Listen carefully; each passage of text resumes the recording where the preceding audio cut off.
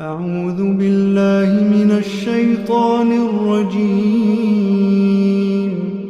بسم الله الرحمن الرحيم. الحمد لله الذي أنزل على عبده الكتاب ولم يجعل له عوجا قيما لينذر بأسا شديدا من لدنه ويبشر المؤمنين الذين يعملون الصالحات أن لهم أجرا حسنا ماكثين فيه أبدا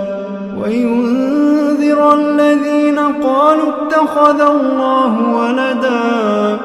ما لهم به من علم ولا لآبائهم كبرت كلمة تخرج من أفواههم إن يقولون إلا كذبا فلعلك باخع نفسك على آثارهم إن لم يؤمنوا بهذا الحديث أسفا إنا جعلنا ما على الأرض زينة لها لنبلوهم أيهم أحسن عملا وإنا لجاعلون ما عليها صعيدا جرزا أم حسبت أن أصحاب الكهف والرقيم كانوا من آياتنا عجبا إذ أوى الفتية إلى الكهف فقالوا ربنا آتنا من لدنك رحمة وهيئ لنا من أمرنا رشدا فضربنا على آذانهم في الكهف سنين عددا ثم بعثناهم لنعلم أي الحزبين أحصى لما لبثوا أمدا نحن نقص عليك نبأهم بالحق إنهم فتية آمنوا بربهم وزدناهم هدى وربطنا على قلوبهم إذ قاموا فقالوا ربنا رب السماوات والأرض لن ندعو من دونه إلها لقد قلنا إذا شططا هؤلاء قومنا اتخذوا من دونه آلهة لولا يأتون عليهم بسلطان بين فمن أظلم ممن افترى على الله كذبا وإذ اعتزلتموهم وما يعبدون إلا الله فأووا إلى الكهف ينشر لكم ربكم من رحمته ويهيئ لكم من أمركم مرفقا وترى الشمس إذا طلعت تزاور عن كهفهم ذات اليمين وإذا غربت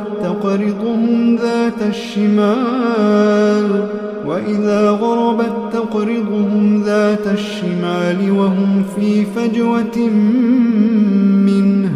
ذلك من آيات الله من يهد الله فهو المهتد ومن يضلل فلن تجد له وليا مرشدا وتحسبهم أيقاظا وهم رقود ونقلبهم ذات اليمين وذات الشمال وكلبهم باسط ذراعيه بالوصيد لو اطلعت عليهم لوليت منهم فرارا ولملئت منهم رعبا وكذلك بعثناهم ليتساءلوا بينهم قال قائل منهم كم لبثتم قالوا لبثنا يوما أو بعض يوم قالوا ربكم أعلم بما لبثتم فبعثوا أحدكم بورقكم هذه إلى المدينة فلينظر أيها أزكى طعاما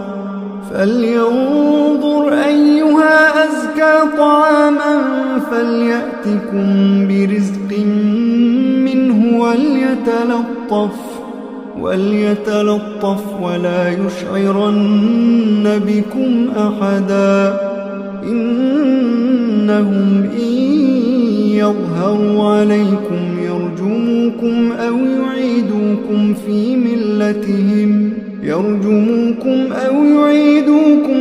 ملتهم ولن تفلحوا إذا أبدا وكذلك أعثرنا عليهم ليعلموا أن وعد الله حق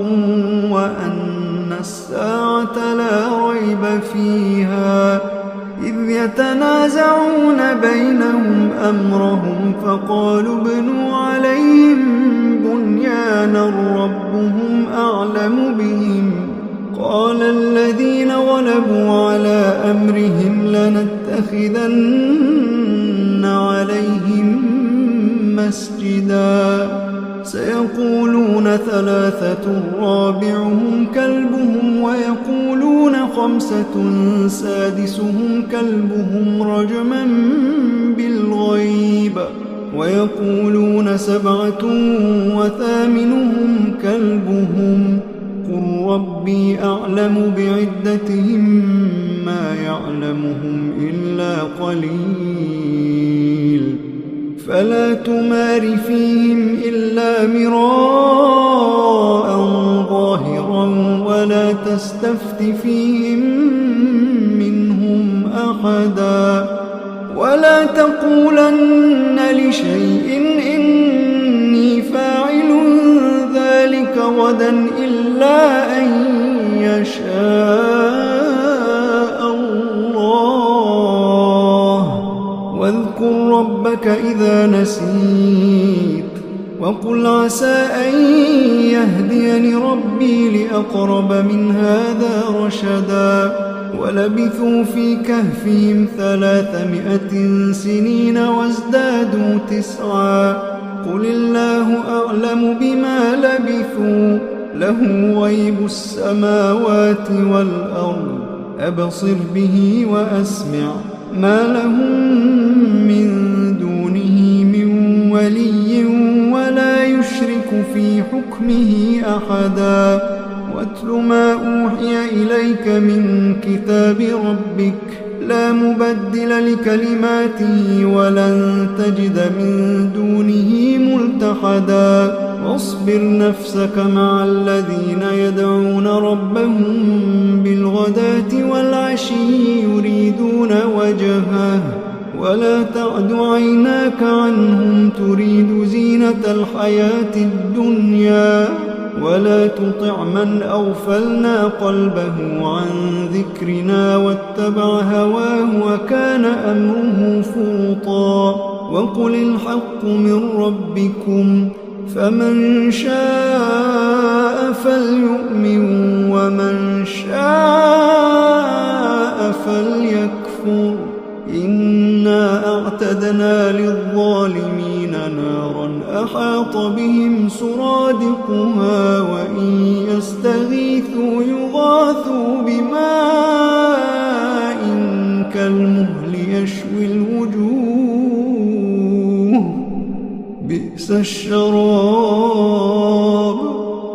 بئس الشراب وساءت مرتفقا إن الذين آمنوا وعملوا الصالحات إنا لا نضيع أجر من أحسن عملا أولئك لهم جنات عدن تجري من تحتهم الأنهار يحلون فيها من أساور من ذهب ويلبسون ثيابا خضرا من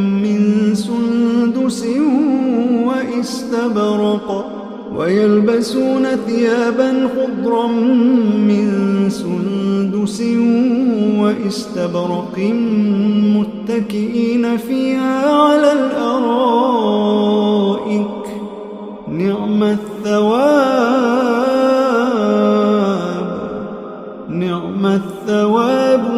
وحسنت مرتفقا واضرب لهم مثلا الرجلين جعلنا لأحدهما جنتين من أعناب وحففناهما بنخل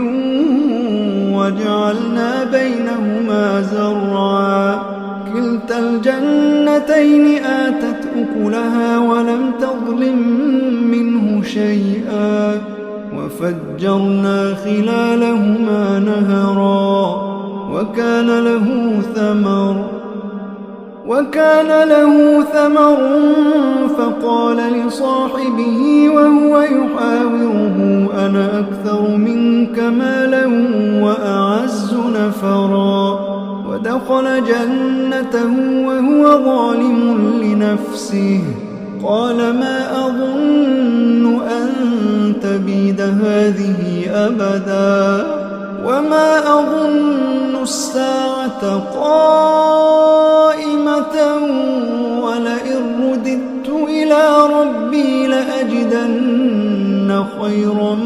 منها منقلبا قال له صاحبه وهو يحاوره أكفرت بالذي خلقك من تراب ثم من نطفة ثم سواك رجلا لكن هو الله ربي ولا أشرك بربي أحدا ولولا إذ دخلت جنتك قلت ما شاء الله لا قوة إلا بالله إن ترني أنا أقل منك مالا وولدا فعسى ربي أن يؤتيني خيرا من جنتك ويرسل عليها حسبانا من السماء فتصبح صعيدا زلقا أو يصبح ماؤها غورا فلن تستطيع له طلبا وأحيط بثمره فأصبح يقلب كفيه على ما أنفق فيها وهي خاوية على عروشها ويقول يا ليتني لم أشرك بربي أحدا ولم تكن له فئة ينصرونه من دون الله وما كان منتصرا هنالك الولاية لله الحق هو خير ثوابا وخير عقبا واضرب لهم مثل الحياة الدنيا كماء أنزلناه من السماء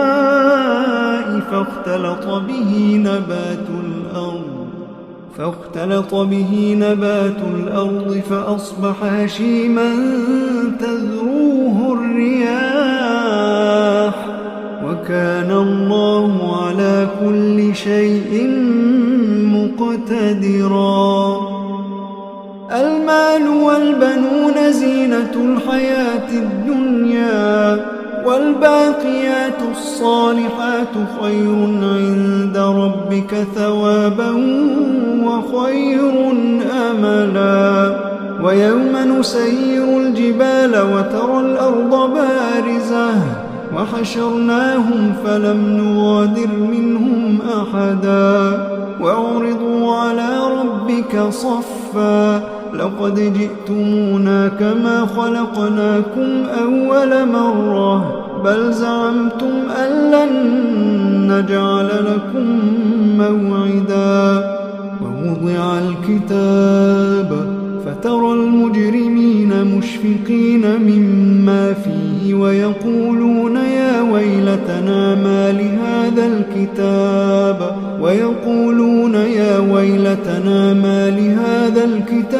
لا يغادر صغيرة ولا كبيرة إلا أحصاها ووجدوا ما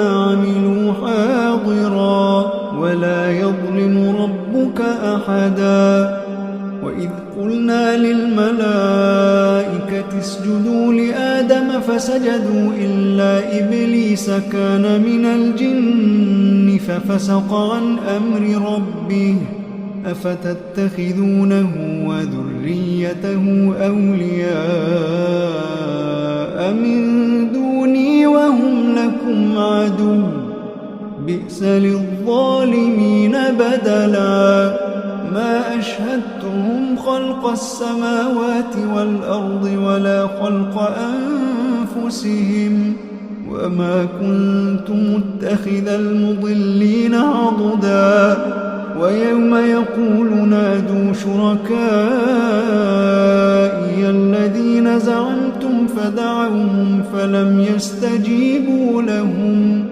فلم يستجيبوا لهم وجعلنا بينهم موبقا ورأى المجرمون النار فظنوا أنهم مواقعوها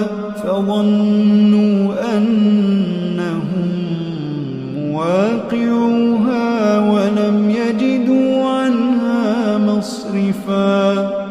ولقد صرفنا في هذا القرآن للناس من كل مثل وكان الإنسان أكثر شيء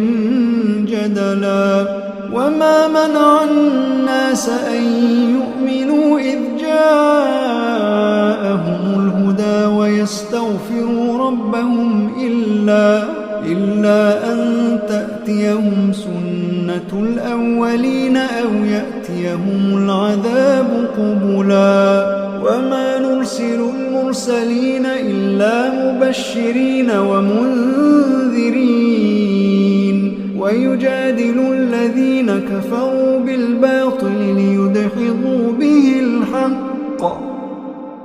واتخذوا آياتي وما أنذروا هزوا ومن أظلم ممن ذكر بآيات ربه فأعرض عنها ونسي ما قدمت يداه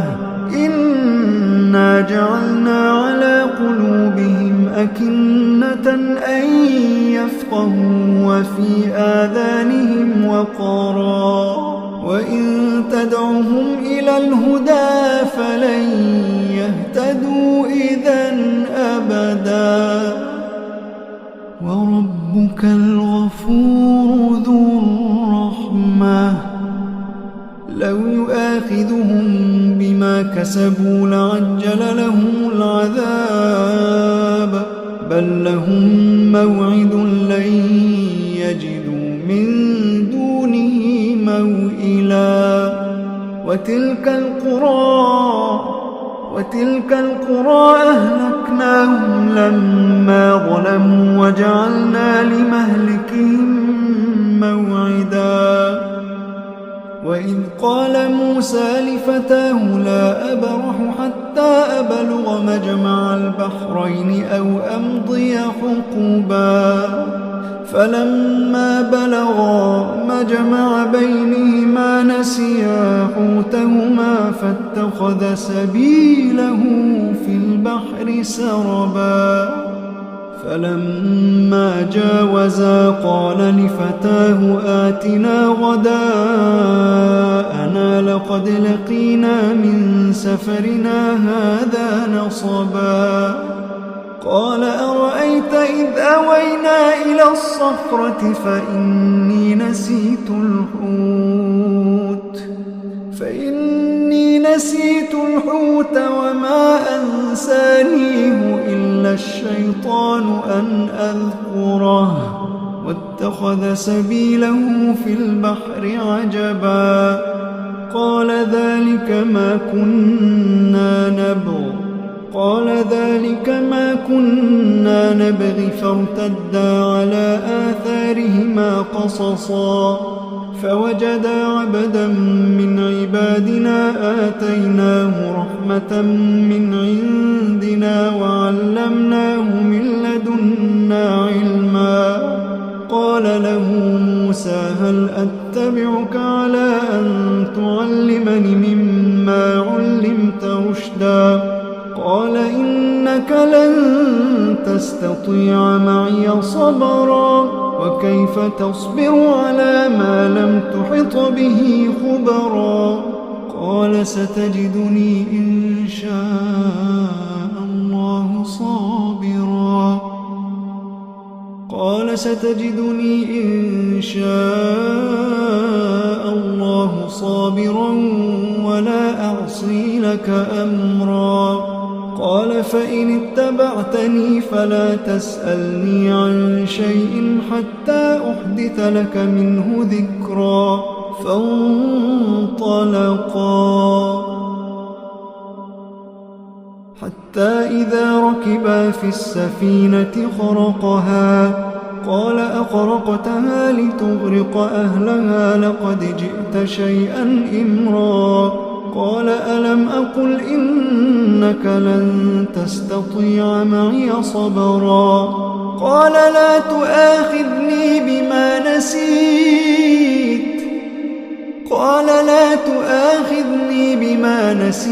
ولا ترهقني من أمري عسرا فانطلقا حتى إذا لقيا غلاما فقتله قال أقتلت نفسا زكية بغير نفس لقد جئت شيئا نكرا قال ألم أقل لك إنك لن تستطيع معي صبرا قال إن سألتك عن شيء بعدها فلا تصاحبني قد بلغت من لدني عذرا فانطلقا حتى إذا أتيا أهل قرية استطعما أهلها فأبوا أن يضيفوهما فوجدا فيها جدارا يريد أن ينقض فأقامه قال لو شئت لاتخذت عليه أجرا قال هذا فراق بيني وبينك سأنبئك بتأويل ما لم تستطع عليه صبرا أما السفينة فكانت لمساكين يعملون في البحر فأردت أن أعيبها وكان وراءهم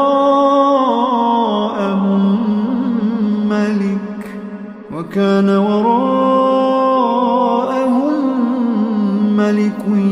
يأخذ كل سفينة غصبا وأما الغلام فكان أبواه مؤمنين فخشينا أن يرهقهما طغيانا وكفرا فأردنا أن يبدلهما ربهما خيرا منه زكاة وأقرب رحما وأما الجدار فكان لغلامين يتيمين في المدينة وكان تحته كنز لهما وكان أبوهما صالحا فأراد ربك أن يبلغا أشدهما ويستخرجا كنزهما رحمة من ربك وما فعلته عن أمري ذلك تأويل ما لم تسطع عليه صبرا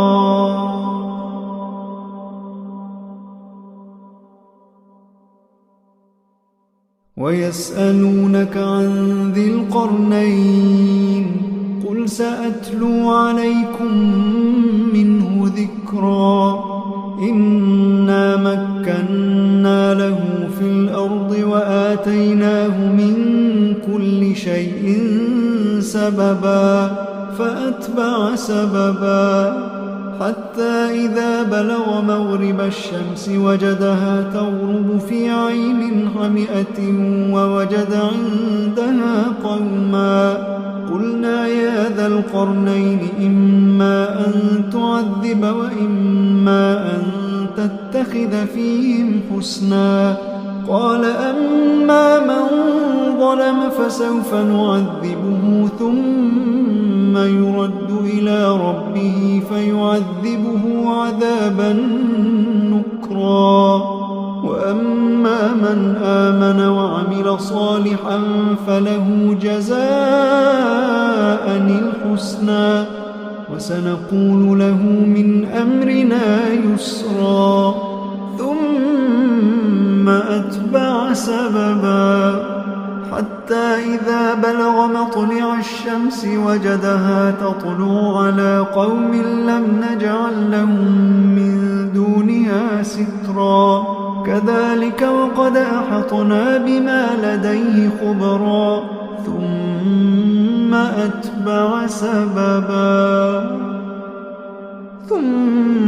أتبع سببا حتى إذا بلغ بين السدين وجد من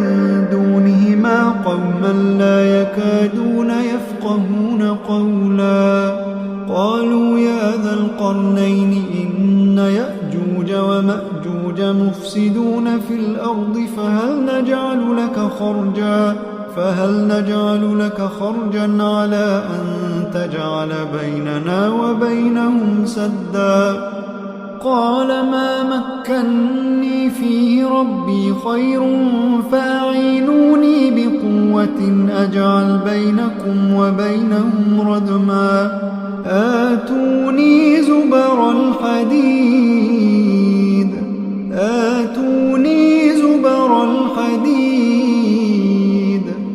حتى إذا ساوى بين الصدفين قال انفخوا حتى إذا جعله نارا قال آتوني أفرغ عليه قطرا. فما استطاعوا أن يظهروه وما استطاعوا له نقبا. قال هذا رحمة من ربي فإذا جاء وعد ربي جعله دكا وكان وعد ربي حقا. وتركنا بعضهم يومئذ يموج في بعض ونفخ في الصور فجمعناهم جمعا. وعرضنا جهنم يومئذ للكافرين عرضا. الذين كانت أعينهم في غطاء عن ذكري وكانوا لا يستطيعون سمعا. أفحسب الذين كفروا أن يتخذوا عبادي من دوني أولياء إنا أعتدنا جهنم للكافرين نزلا. قل هل ننبئكم بالأخسرين أعمالا الذين ضل سعيهم في الحياة الدنيا وهم يحسبون أنهم يحسنون صنعا. أولئك الذين كفروا بآيات ربهم ولقائه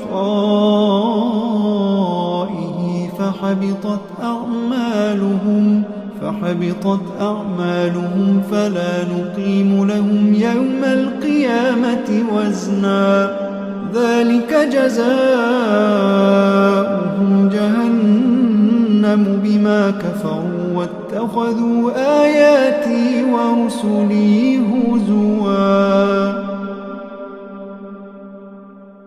إن الذين آمنوا وعملوا الصالحات كانت لهم جنات الفردوس نزلا خالدين فيها لا يبغون عنها حولا. قل لو كان البحر مدادا لكلمات ربي لنفد البحر قبل أن تنفد كلمات ربي ولو جئنا بمثله مددا. قل إنما أنا بشر مثلكم يوحى إلي أنما إلهكم إله واحد فمن كان يرجو لقاء ربه فليعمل عملا صالحا